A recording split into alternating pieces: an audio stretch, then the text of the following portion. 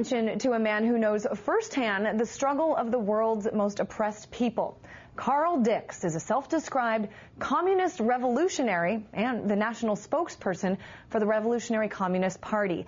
He joins us live from our studio in New York to talk about the tough situation in Haiti. Now, Carl, you're going to have a different take on some of this, as you do with a lot of things dealing with foreign policy. But I want to start off by asking you, you've got some relatives in Haiti. What has your experience been so far the last 2 days trying to reach them? Okay, I actually don't have relatives in Haiti. I have a number of friends and colleagues who do. I've been talking with them since the earthquake hit, and what people have been able to do, I was even talking with one guy who was speaking with his cousin in Port-au-Prince when the earthquake hit, and within 2 minutes after the earthquake hit, the line went dead. So he was able to find out that the person survived the immediate shaking.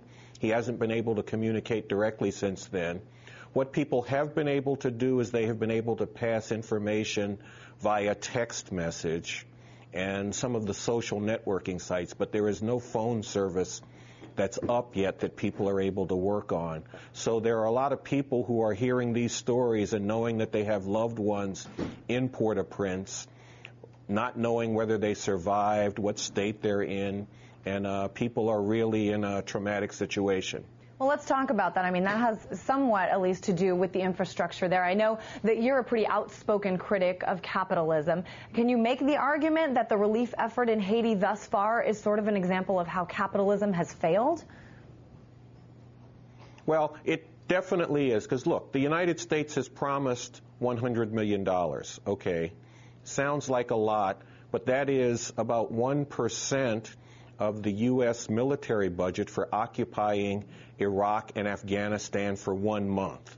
That's actually what they've promised. And also, what have they done so far? Because what they have mainly brought in are paratroopers, as of this morning, to help secure the situation and to control things, as opposed to focusing on what people really need, which is food, water, access to health care, and relief operations. And, you know, I think about Afghanistan, where they have helicopter gunships going around firing missiles at villages, and think about what those helicopters could do if they had been deployed to Haiti, where they're talking about how the roads are down and nobody can get supplies and different things through. Well, a helicopter could airlift rescuers or airlift food or water or doctors. So there's a question of what the priorities are here, as well as the history of US-Haitian relations, because I don't think the U.S. has been helping Haiti in its long history of interactions with it.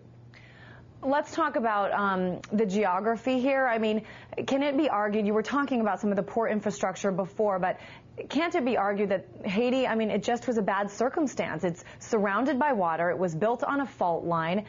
Can't that be a reason for all this happening and for the relief effort not getting in fast enough?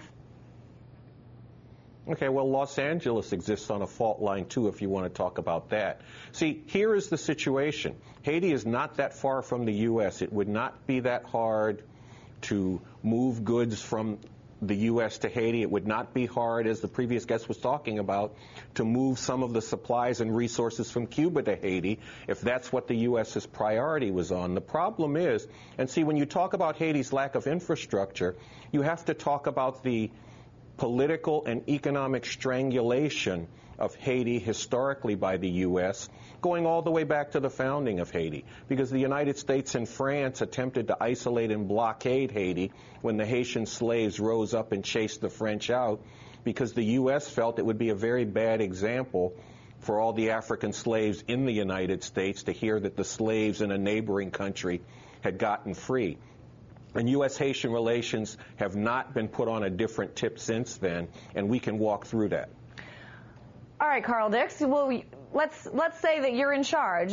48 hours, what's done is done, but you get to make the next decisions about what happens next in terms of helping Haiti and making this better. Very briefly, what would the strategy be? Okay, very briefly, you need rescue and supply effort that doesn't suppress the Haitian people, but actually unleashes and helps them in doing this. Because there's been a portrayal of Haitians as thugs and criminals, just the way they tried to portray the people in New Orleans after Katrina as criminals who were looting and killing everything, when people were actually saving themselves because the government at all levels, local, federal, and state, had refused to do that. People were like stealing food to get something to eat, taking boats, commandeering boats to save other people. And you need a relief effort that is backing up the Haitian people in doing that, not one that is suppressing them in order to maintain Haiti as a low-wage area where people can be paid starvation wages to produce goods for export, and not an area where globalization can destroy the domestic agriculture, as U.S. efforts have done in Haiti since the 1980s. All right, for this Carl to Dix, happen, see, this is a wish, but for this to happen, you need a revolution. And that's what's needed in Haiti and all around the world. All right, thanks so much. Carl Dix, national spokesperson for the Revolutionary Communist Party, joining us live from our New York studio.